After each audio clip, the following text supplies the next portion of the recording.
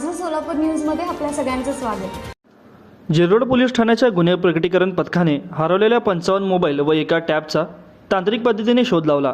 एकूण 10,13,000चा मुद्देमाल शहरासह परजिल्हे व परराज्यातून हस्तगत केला। जेरोड पोलीस ठाण्याच्या हद्दीमध्ये मोबाईल व टॅब हरवल्याची तक्रार आल्या होत्या। वरिष्ठ पोलीस निरीक्षक सुरेश चाटे यांनी त्याबाबत तपास करण्याचे आदेश गुन्हे प्रकटीकरण पथकाला दिले होते। त्यानुसार त्याचे प्रमुख सहाय्यक पोलीस निरीक्षक निलेश पाटील सोनोने यांच्या नेतृत्वाखाली पथकाने हरवलेल्या मोबाईल टॅबचे CDR मिळवले, तांत्रिक पद्धतीने त्यांचा शोध लावला। या प्रकरणी गुन्हे प्रकटीकरण पथकाने हरवलेल्या 55 मोबाईल व एका टॅबचा तांत्रिक पद्धतीने शोध लावला।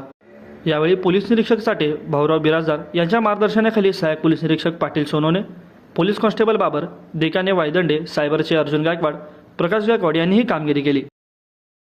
माझं सोलापूर न्यूज या YouTube चॅनलला सबस्क्राईब करा आणि बेल आयकॉन प्रेस करायला विसरू नका।